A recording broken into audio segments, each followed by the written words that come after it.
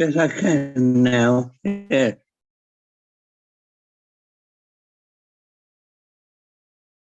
Okay. Yes.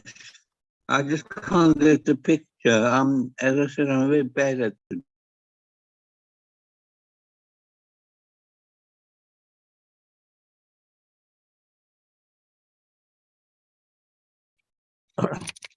Om Vasudeva Sutam Devam Kamsachanuramardanam Devaki Paramanandam Krishnam Vande Jagatgurum.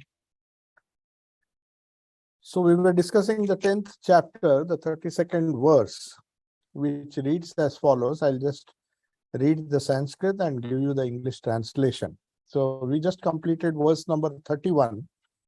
And if you remember, we saw how we can see divinity or godhood, which is known as the immanent godhood in all of creation.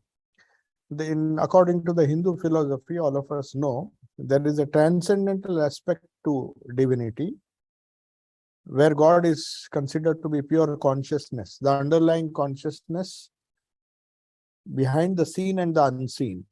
Whereas there's the idea of all-pervading or immanent God, not the transcendent God, where you try to see that same divinity in and through creation.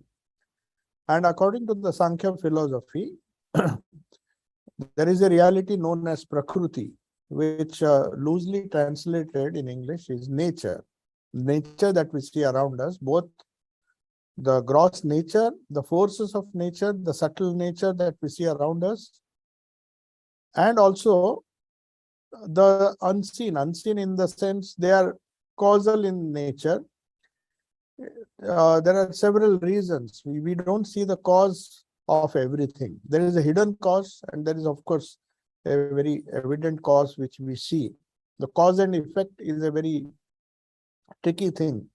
We cannot trace the cause of every phenomena that we see around us in nature. So the philosophers, especially the Vedantic philosophers, they knew that there is the obvious cause which we see behind all the happenings that go around us, and there is a hidden cause, which they call it causal existence. So three existences, existence can be divided into three different levels: the gross universe that we see, and the forces that run them, which is part of the subtle existence, the mental universe, or you can say in Bhagavad Gita, it is known as the cosmic being, the sum total of the universal mind. That is another concept, the cosmic mind.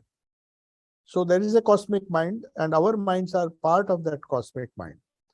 So the sum total of the gross things that we see in the universe, the physical universe, as we call it, which is known as Sthula.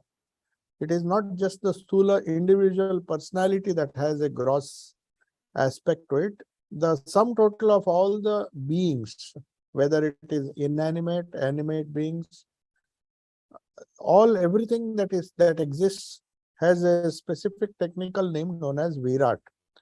So Indian philosophy, we divide things into three levels of existences. One is the gross, which is the physical universe that we see, that we can perceive through our sense organs, through our eyes, through our other sense organs.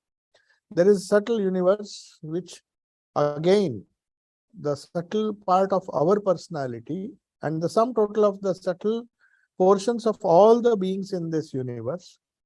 And that includes the inanimate objects, the stones and the immovable, so-called immovable, which we discussed.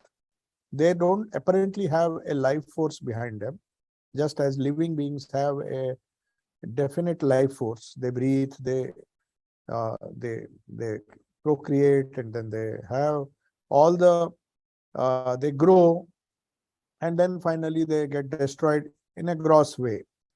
But Hindu philosophy believes that the subtle part of that gross thing which gets destroyed always survives the death of the physical, and that continues, whether it is a plant, a human being, animals, or even the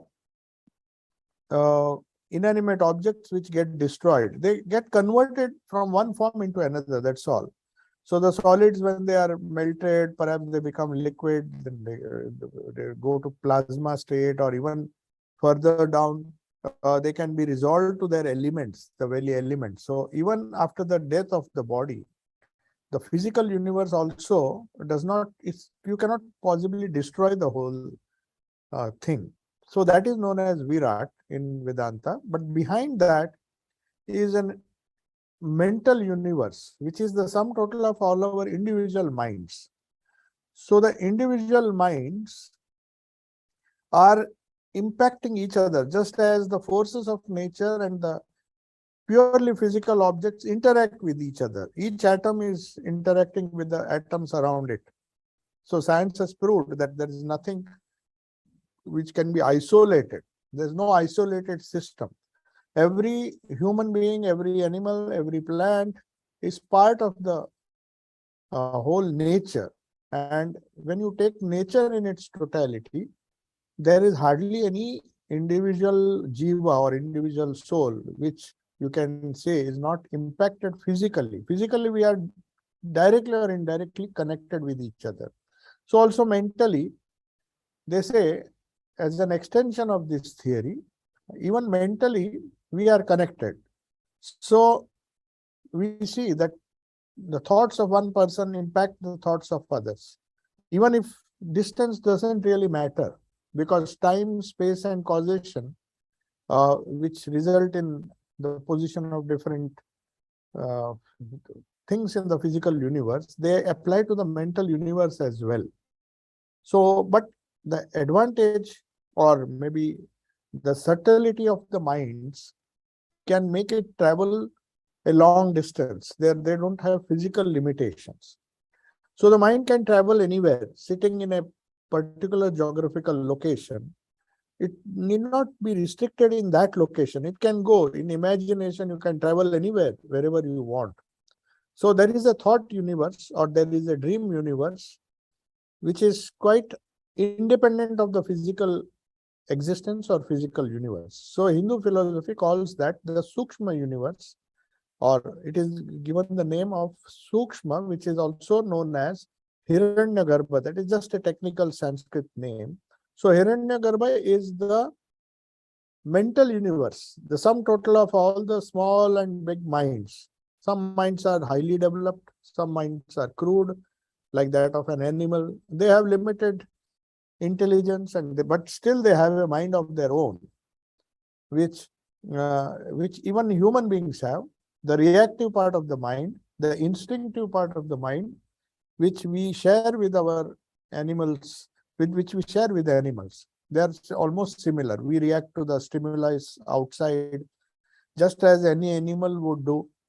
Sometimes the animals have a better response, like the dogs. They can smell things much better than human beings. So the reactive part of the mind, which is supposed to be an instinctive mind, is there in all the beings. Even the plants, they exhibit certain reactions to the inputs they get from outside. When there is too much of heat, they react in a particular way, and they have their own nervous system, so-called. I mean, it's not as developed as in animal kingdom, but still they have their own system, which makes them use the forces of nature to grow, and finally they are destroyed physically. But still, that something survives. That is the idea. It's a profound idea, which was not only uh, taken to be a parallel universe, you may say the mental universe, which is known as the Sukshma world. Sukshma means the subtle world, but they, based on that, they also went on to extend existence to another world, which is known as the causal world. The idea is that whatever forces that we see, they are not just by chance, as some of the scientists believed that God plays dice. There was a lot of discussion going on whether there is a free will in this universe. How do things happen? Why do things happen randomly?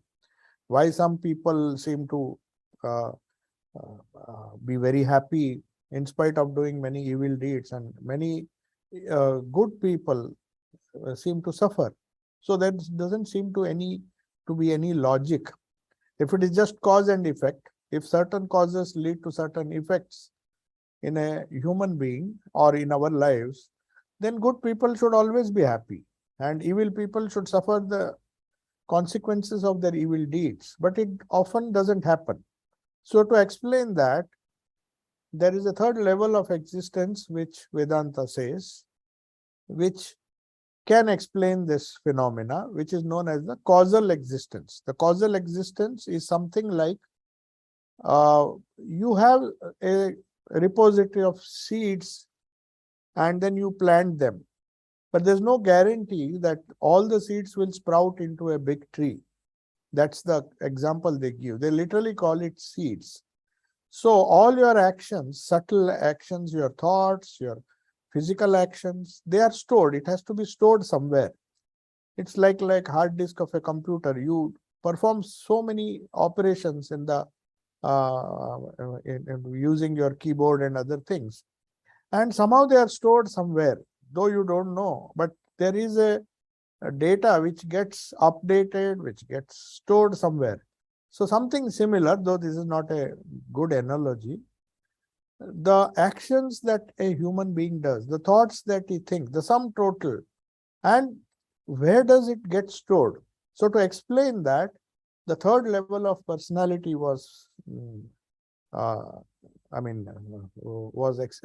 said the third level of personality is the causal body or the causal existence. It is subtle. All our thoughts, you may say fossilized thoughts, which will have their effects. Right now, they do not give rise to an immediate effect, but still, the impact that they have created will someday or the other will be manifest outside through the gross and through the subtle. So they are known as, that in a very crude way, Sigmund Freud said he said they are stored in the unconscious. Now, what is this unconscious? So he says this unconscious, all the thoughts that you think, good and bad, are pushed down into the subconscious. So he could not explain a location for that unconscious. What happens to that unconscious? Why do they not manifest always? In many cases, when there are psychological imbalances, we trace it to some unconscious desire or some unconscious mode of thought which has been petrified, and they remain in the unconscious, or they call it subconscious mind. So that is how the Western psychologists explain our actions, that there are many things deep down in our subconscious mind, which now and then come to the surface and we exhibit behavior, which at that time many of us feel that, oh, am I capable of doing all these things, thinking of all these thoughts? Because right from childhood, you don't see the child being trained in a particular way, but suddenly exhibits certain characteristics which is not very natural to him. So to explain that, the Western psychologists say that somewhere deep down in the subconscious, these things were stored, these impulses were stored, and they suddenly come out. And if they are bad, then they cause problems. If they are good, maybe you become a genius. So we find that directly or indirectly, it is our causal existence or the causal part of our personality that determines our future. And as I told you, we discussed in the Rajoga class on Thursday, it is a very important aspect of yoga philosophy. They are known as this causal existence, or they are known as the Karmashaya. In yoga, it is known as Karmashaya. Karmashaya simply means a receptacle of all our actions, good and bad, not only in this life, because Vedanta believes in rebirth. There is a very strong evidence for rebirth, because You can't explain this birth unless you accept that the cause lies somewhere in the previous birth. So that is a very scientific way of explaining our present actions, which are dependent on obvious causes, which we see we have experience or work, we have acted in this life, or there are some unknown causes which we call as the Karana Sharira, where these thoughts are stored in seed form. So Karmashaya means a receptacle of all our karma, good and bad, over several lives which are stored, and which, when it gets the right impetus, it is something, the example that is given in yoga is, it's like you have some dry seeds and you scatter them on a dry piece of land. They don't grow because they don't have enough water. Moment you give sufficient water, if the circumstances are right, the right environment is provided, those seeds, though they may be in a very seed form for several hundred years, they have the capacity to sprout and give rise to new creation. So that is what we see in practical day-to-day life. So yoga says that the seeds which are in seed form, which are the thoughts and the actions have been stored in seed form in the third, you can say, level of your existence, which is known as Karana Sharira. So we have Sthula, that is the gross body, the actions of which are obvious to us. There is a reaction to every cause, to every effect, to every cause. If we hit somebody, the action and reaction are opposite. Physics teaches us that.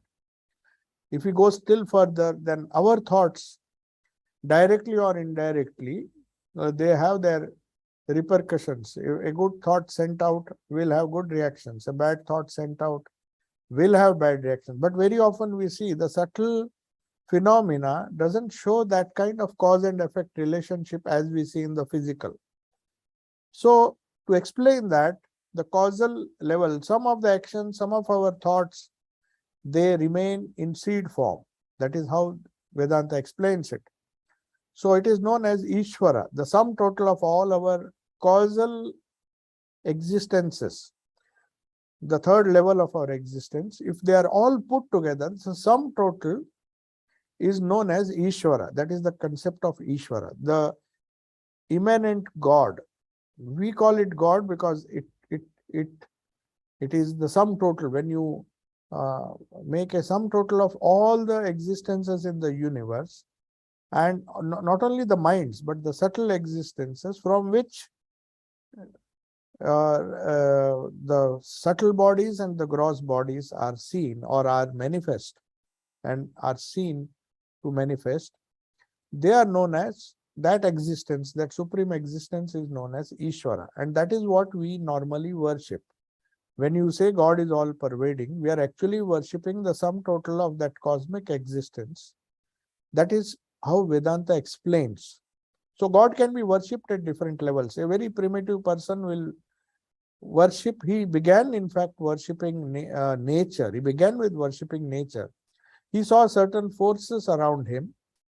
In the Vedic age, you see the earlier hymns of the Vedas. He worshipped this thunderstorm, he worshipped the sun god, he worshipped all the huge forces of nature which he could perceive through his senses. He could see those things, and he saw that they were far mightier than himself.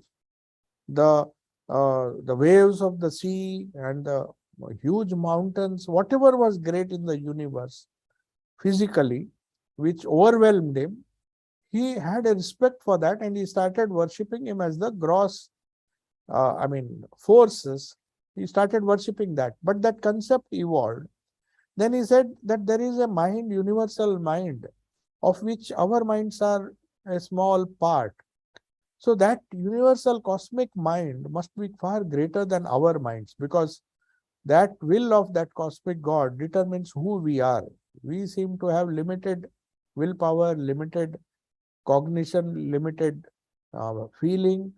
But imagine the sum total of all our minds, how powerful that mind, universal cosmic mind. So that is what is discussed in this chapter. In this chapter, we are discussing the 10th chapter of the Bhagavad Gita. Says you meditate on the glory of the Lord, because you can say it's a primitive way of understanding the glory of God. We start with the physical, but we don't say that this physical greatness that we see around us it may be insignificant compared to the Supreme Lord, but still there are forces which we should learn to respect, which are far superior to us. So that creates a sort of humility. We, just as a scientist, when Newton was asked, he said, my knowledge is just like a small speck of sand on the vast ocean of knowledge, vast ocean or the vast sand that you see around you.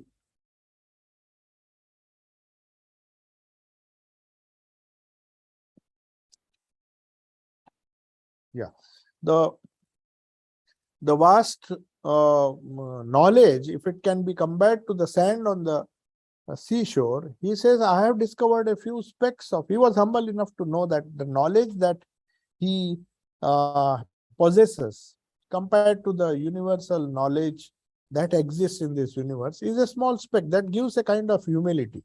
So this 10th chapter of the Gita, which is Sri Krishna is telling Arjuna very clearly that this is a part of the whole glory of the Lord. Don't think I'm just giving you a sample of the glories which you can use for your meditation to meditate on the real glory of the Lord. These are partial glories. These are my partial glories. So he gives examples. As we saw, we came up to verse number 32. Now the verses are getting increasingly subtle. We began with the gross. He said he took some of the greatest mountains. He said, among the immovable mountains, I am Himalayas, because Himalayas in India and everywhere else, we have the Mount Everest. They are supposed to be the greatest mountains among all those. We have hills, we have smaller mountains. I mean, there are larger mountains, but Himalayas, the whole peaks there, if you see, they're so massive that all other mountains appear to be simple hillocks compared to that.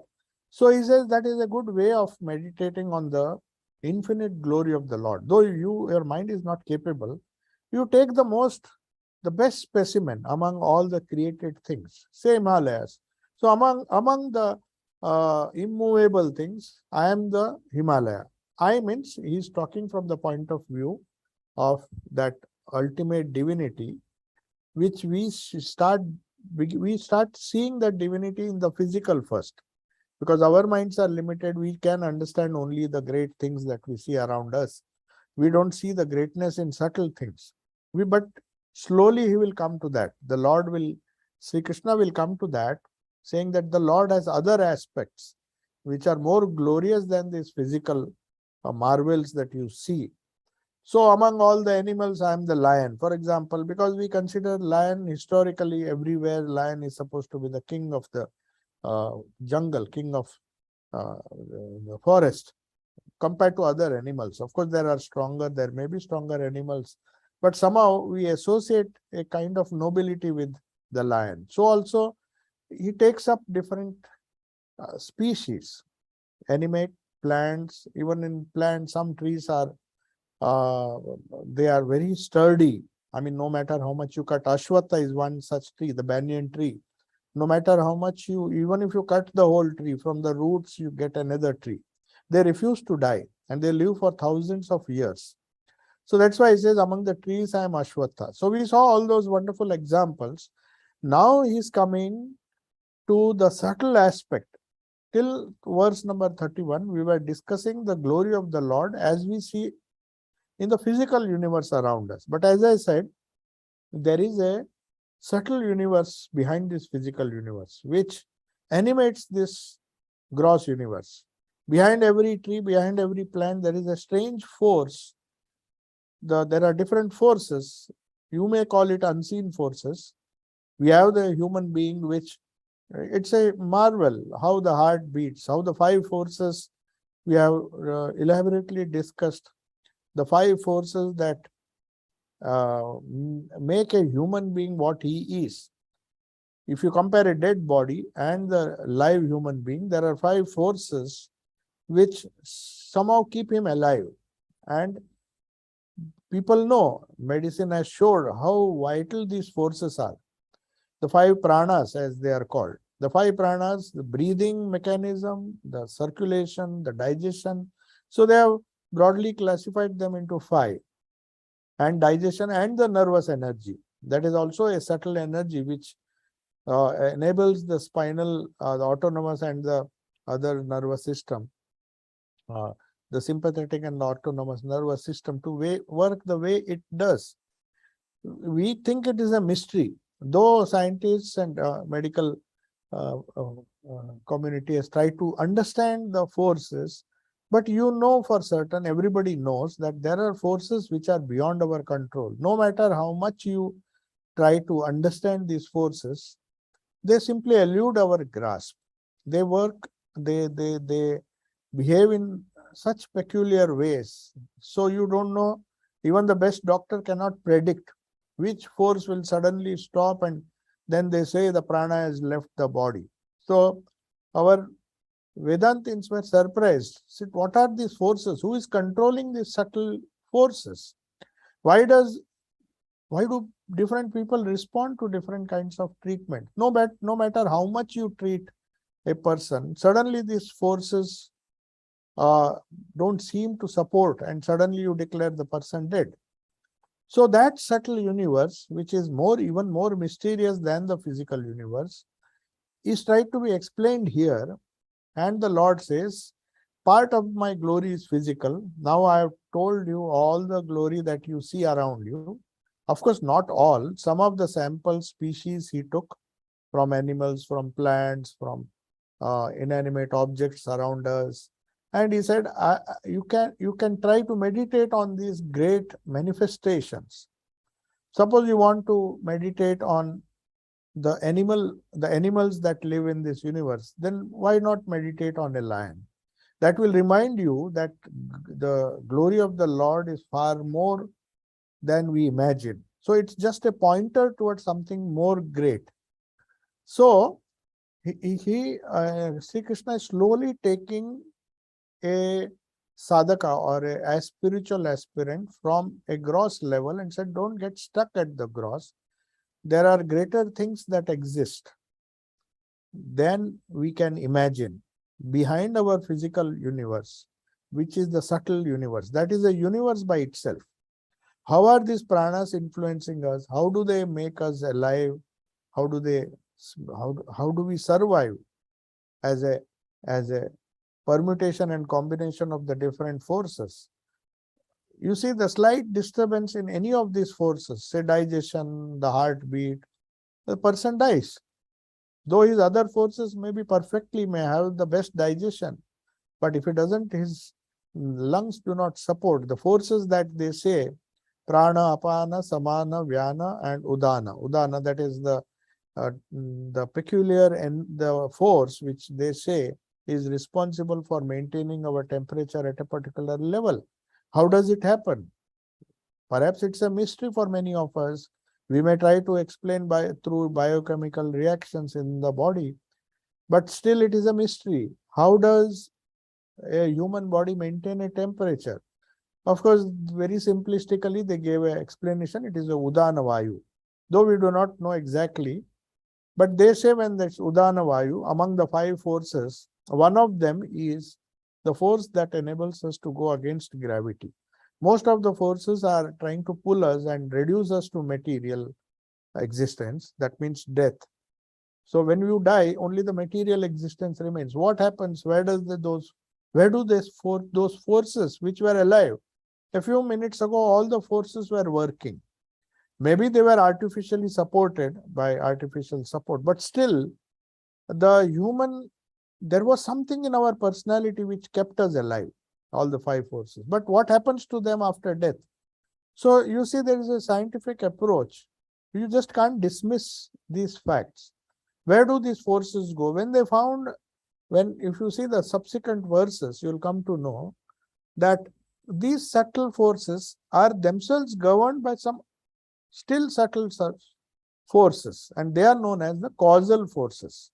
So after knowing this background, we'll discuss the verses, because this understanding is very essential, that there is a causal existence which is even subtler than the subtle forces, which guide which of the subtle forces help us to live, and which forces, when they stop working, we are declared dead. We just are reduced to matter.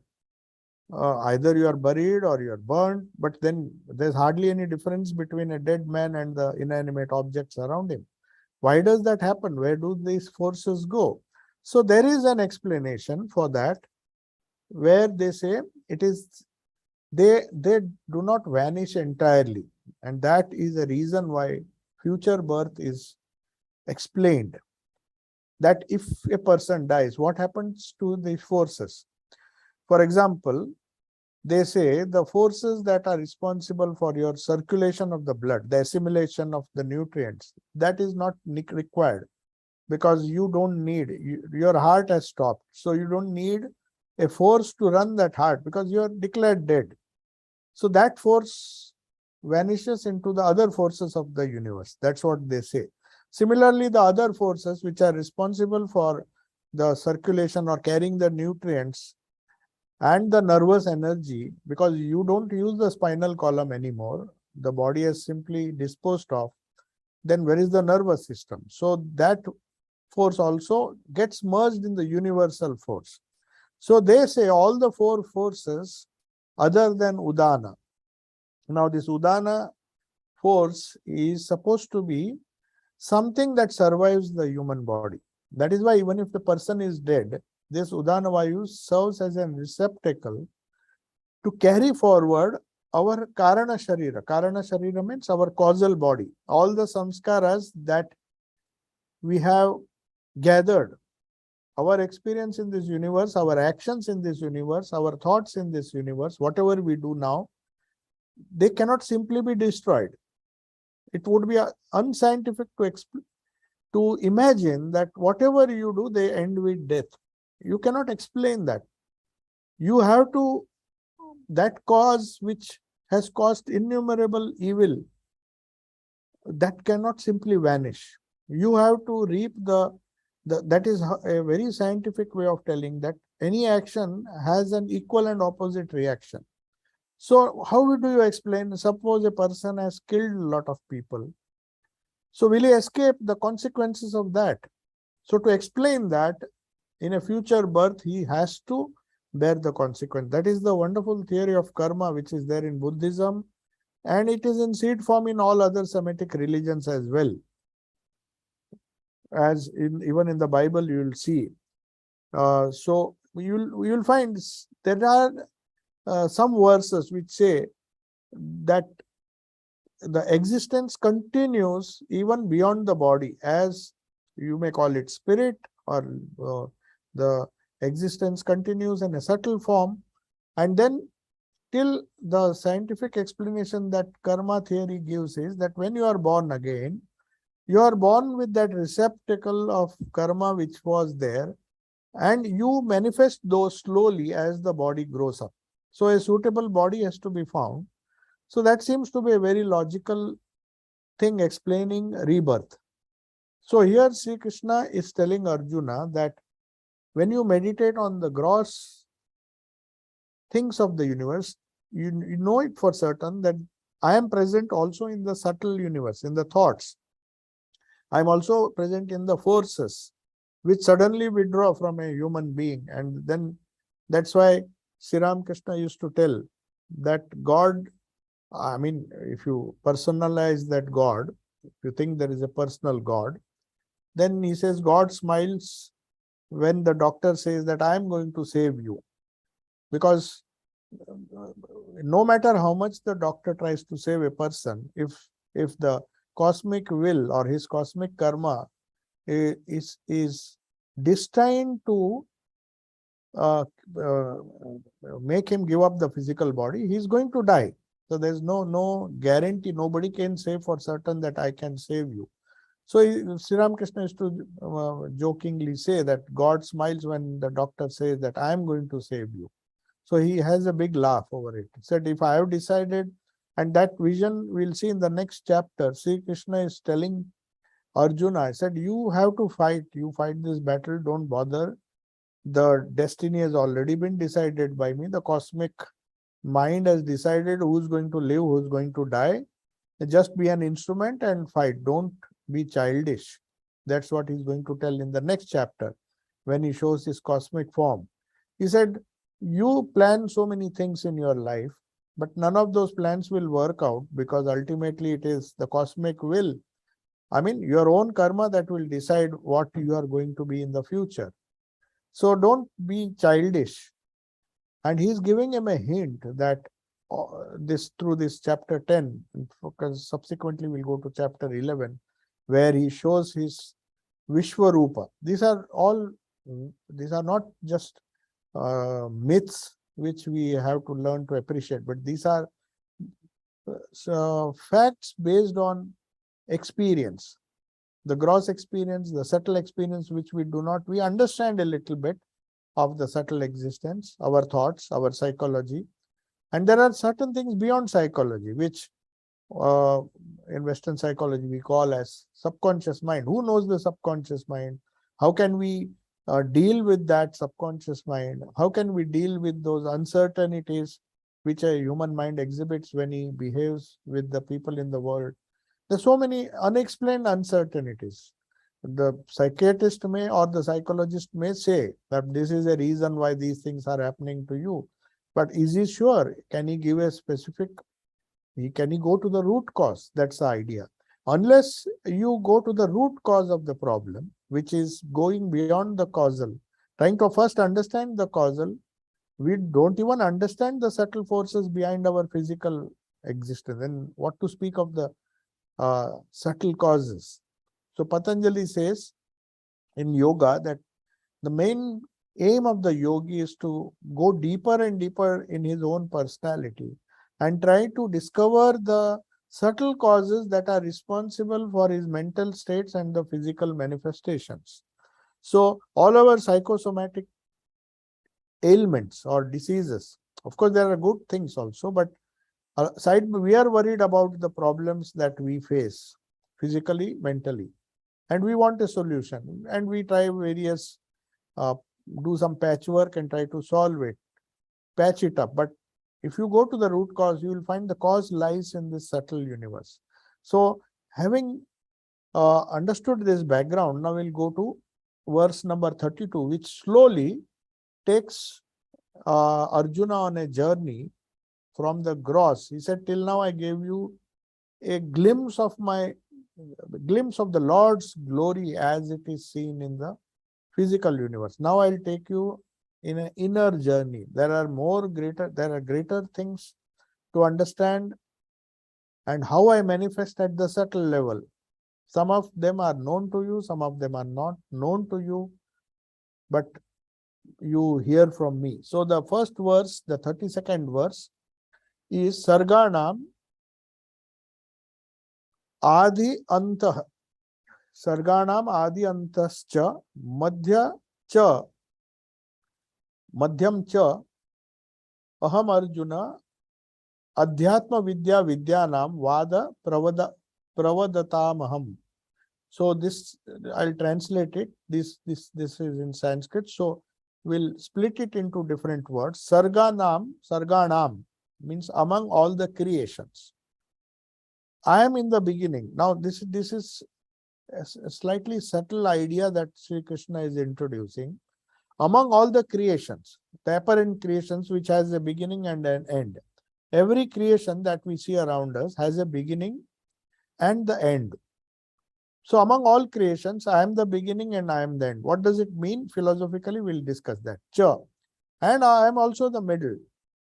So the concept of God as creator, which is there in almost all religions, has to be supplemented by another three aspects that we see. We have to generalize this principle. Nobody can create and not expect the thing to be destroyed. So he says, I am in the beginning, I am in the middle, that is creation, preservation, and destruction.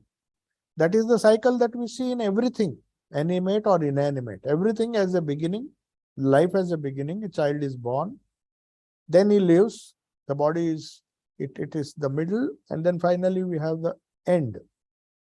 So the end, I am in the beginning, that means I am eternal. I am the substratum of that which was in the beginning.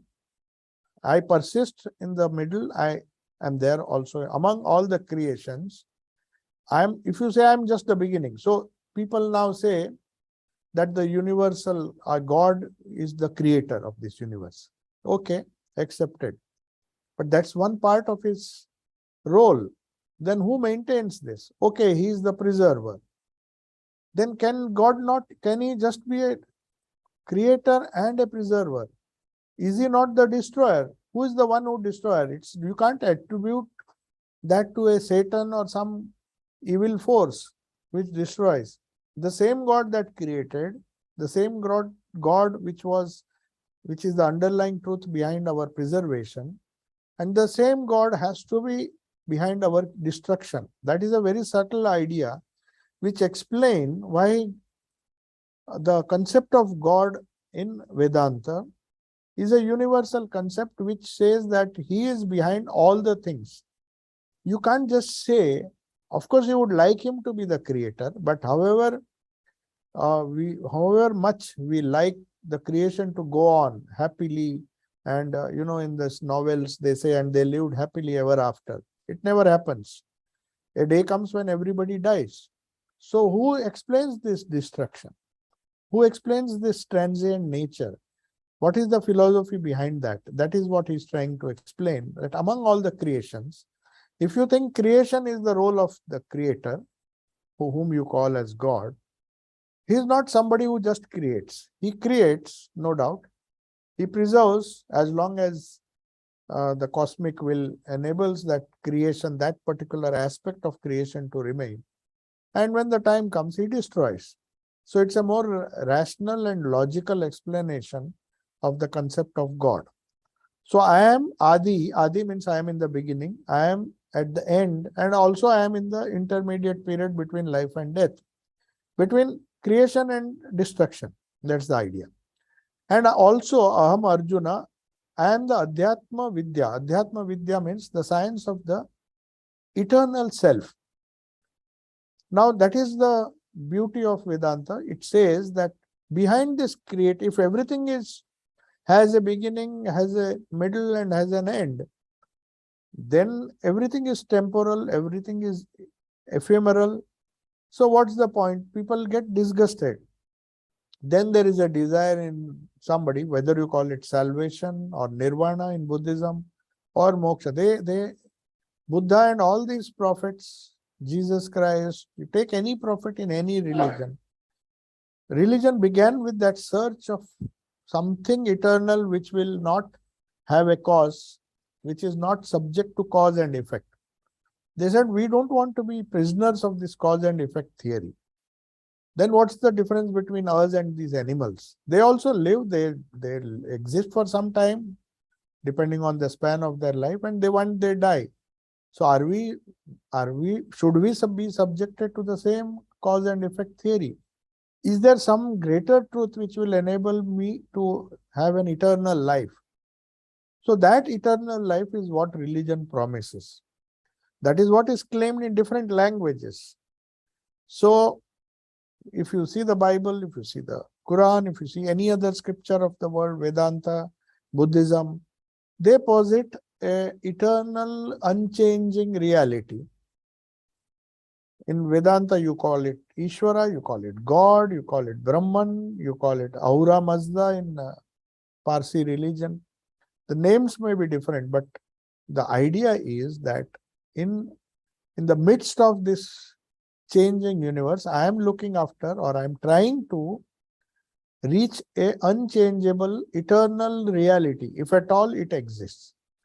And because people who have discovered that are known as prophets, they have, in their own way, in different ways, explained the same truth. They've used different terminology. So when Jesus says the kingdom of God is the kingdom of the spirit, he talks of the same consciousness which Vedanta says Prajnanam Brahma. They say pure consciousness which is not subject to the changes that we see in nature. Yoga calls it Purusha. Yoga says the idea is not to be in the in the clutches of Prakriti. Nature may be beautiful, but that same nature can be cruel. That is what we saw, and in the next chapter we'll see it more graphically. He says it's very convenient for everybody to say that we should be born and we should be happy, but misery is just as pleasure is sought by everybody, pain has, as a consequence, pain also follows that. So you cannot avoid pain if you want pleasure. So this transient reality, all the prophets, all the great people who started a particular religion or a spiritual movement, they believed in something which is eternal, holding on to which you solve the problem of life. That is known as Adhyatma Vidya. Strictly speaking, it is known as the science of the self. Now, what that self is the whole issue in front of us. What do you mean by the self? Does the self mean the body? If the self is the body, then it will vanish.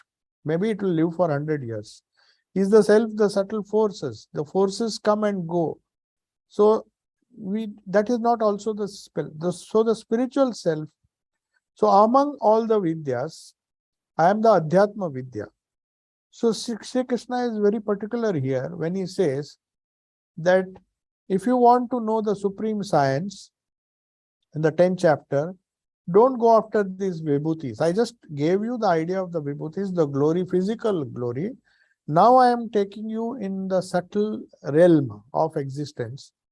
But don't think that is the end. Beyond the subtle is also the more subtle or causal existence, which is the sum total of which is the cosmic causal body, or Ishvara, they call it Ishvara.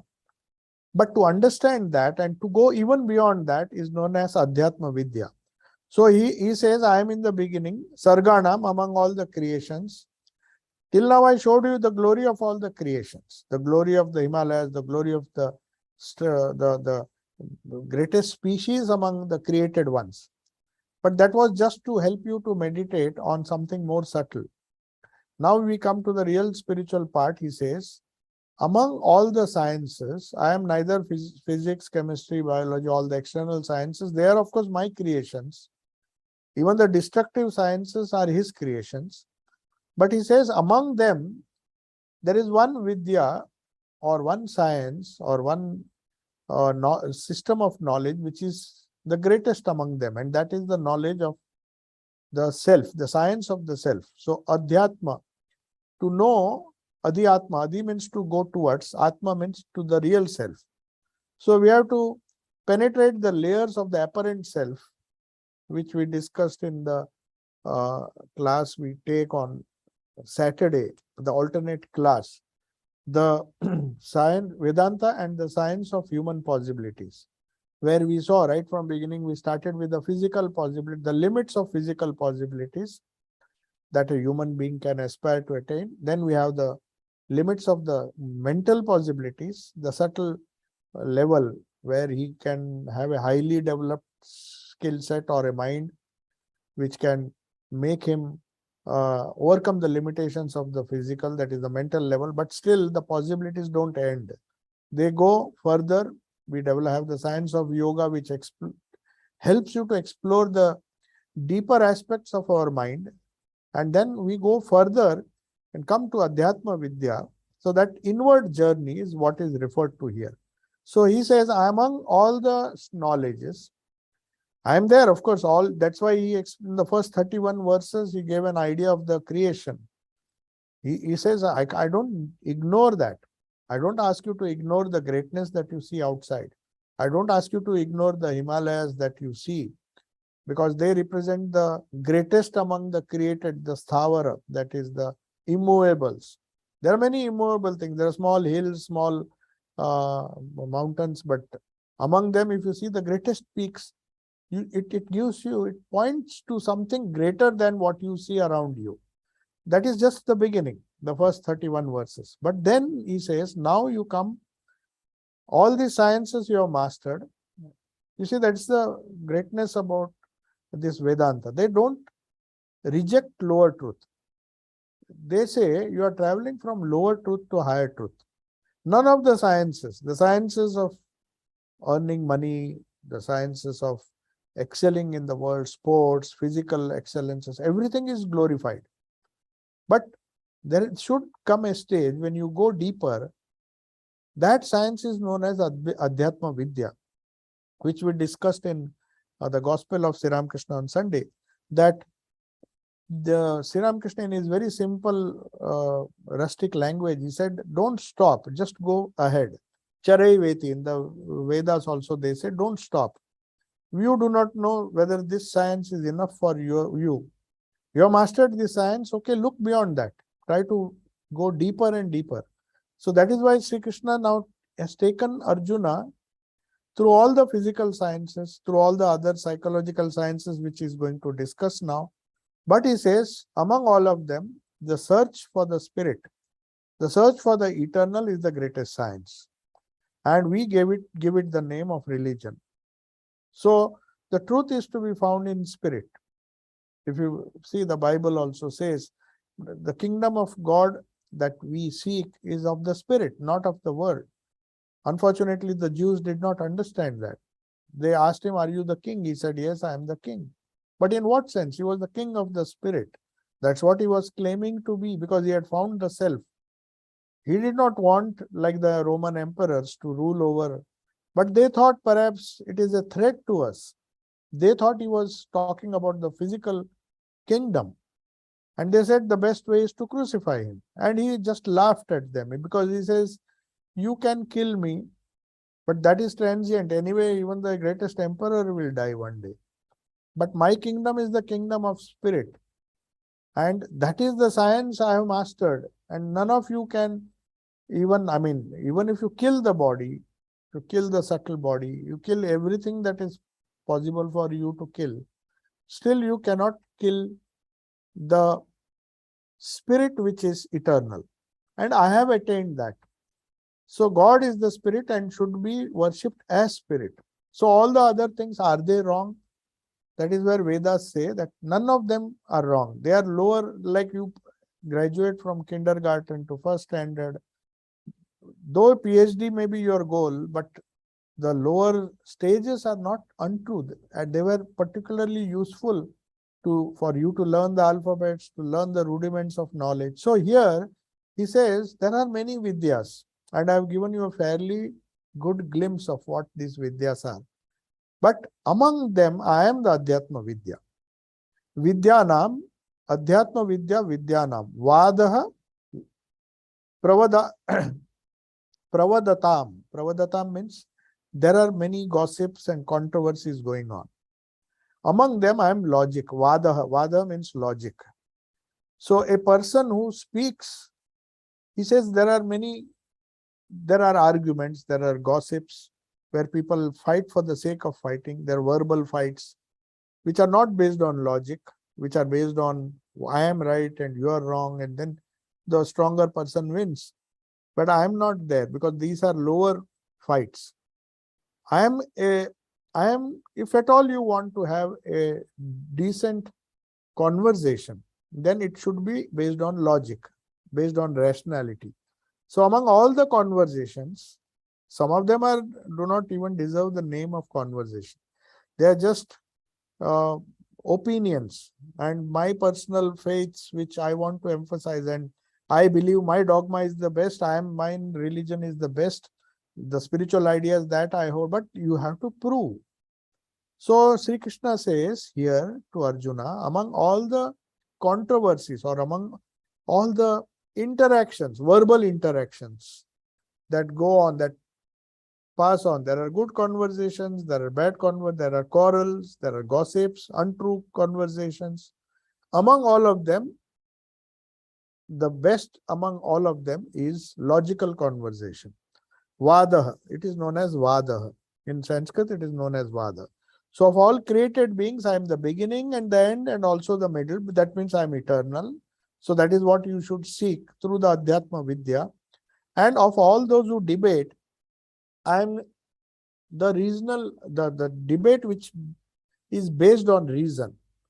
So the scientific approach to religion, the principles of science are really good, because in science, the basic principle is something that you cannot prove, or something, if a scientist shows that he has a better explanation through experimental verification, if he shows he is better, then the old one is rejected.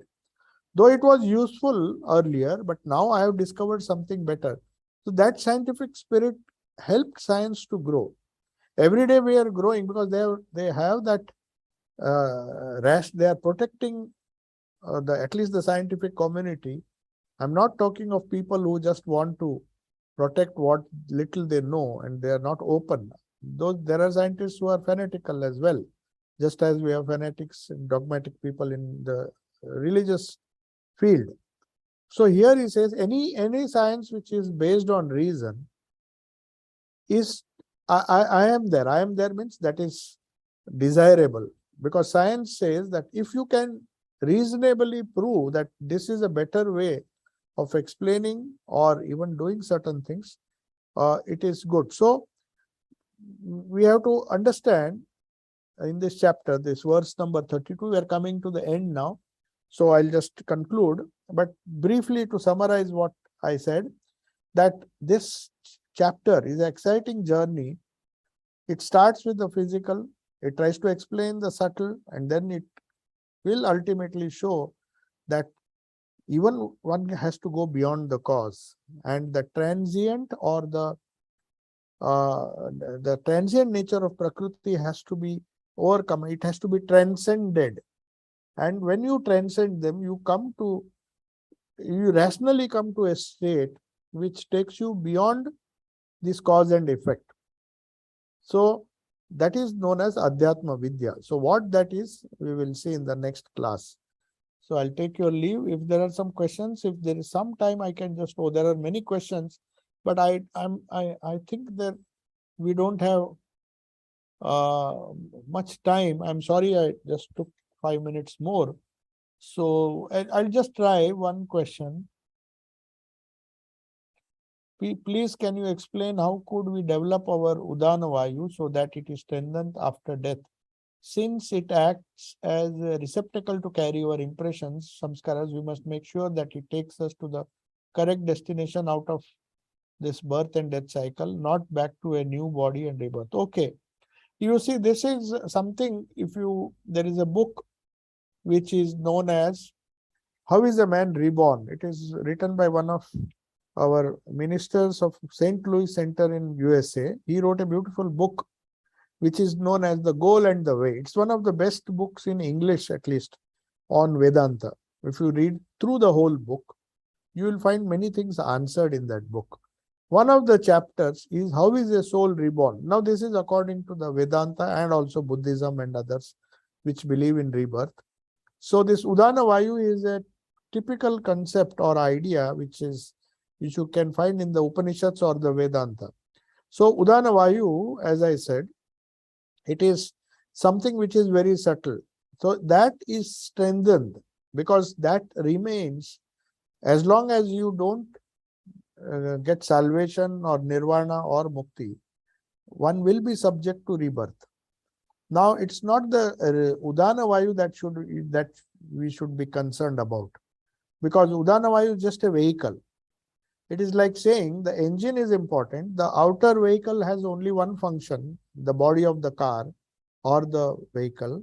It allows you to have the engine and other gadgets inside. But what is more important is the engine, our samskaras, our Karmashaya. So how that Udana Vayu acts?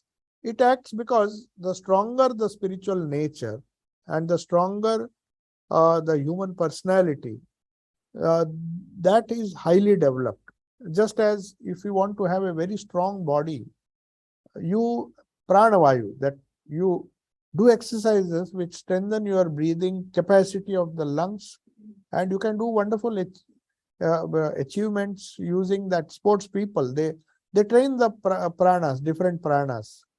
They see that they take nutritious food, they get the right muscle strength, they get the right. So all the pranas are strengthened when we are alive. Whereas to strengthen the Udana Vayu, also you need,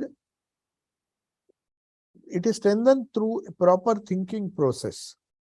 I mean, if your samskaras are good, naturally that prana also is strengthened along with the other pranas. Of course, the other pranas, they stop acting, or they stop being significant in our lives after death, because you don't need prana breathing when the lungs are not functioning.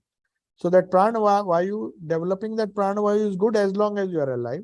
It is important to have a strong body as far as possible, though it is not the goal of life, because when you die, that physical strength just vanishes in a moment. Whereas according to this Udana Vayu, which is, though it is a very it is a very significant thing. Udana Vayu is responsible for our spiritual elevation. You see, when you get a very good mood, when you say you are in a very spiritually high mood, it is the Udana Vayu is very active. So it's a continuous process. You can't have a specific process for strengthening it, but it can be strengthened by our spiritual practices, because that is the only thing that survives our physical death. All other prana, all other life forces, they are buried. I mean, they just merge in the universal forces. We don't need them. If we don't have a heart, we don't have a lung, then what will we do? Those forces are, even the nervous system which converts our thoughts into our actions, our impulses, the sense organs gives us inputs and we react to them, the sympathetic and autonomous nervous system. All those things do not have any significance after death. So we spend a lot of time when we are alive to develop these pranas, life forces. But Udana Vayu can be developed. The answer to that, simple answer to that question is by doing spiritual practices or spiritual techniques which enable us to ensure. That's why Arjuna is telling in one of the chapters, Krishna is telling Arjuna was worried that, see, I understand what you said, but all these things which I do, suppose I die tomorrow, what will happen? All my effort will it go vain? He says, no. It won't disperse like the clouds disperse. It will be stored. That is exactly what he meant, that it will be stored. Nothing is going to be lost. Gross body may go, but the subtle, the whatever actions you have done, the good actions, he says the doer of good never comes to grief. What he means is he strengthens his causal body and the Udana Vayu simultaneously. And if you read that chapter on how is a man reborn, he waits till he gets a very strong or a very suitable physical body to continue his journey. That's the idea. So the Udana Vayu is strengthened by Adhyatma Vidya. As Sri Krishna says, among all the knowledges, I am the Adhyatma Vidya. So I'll take your leave now. Shall we conclude, Maharaj?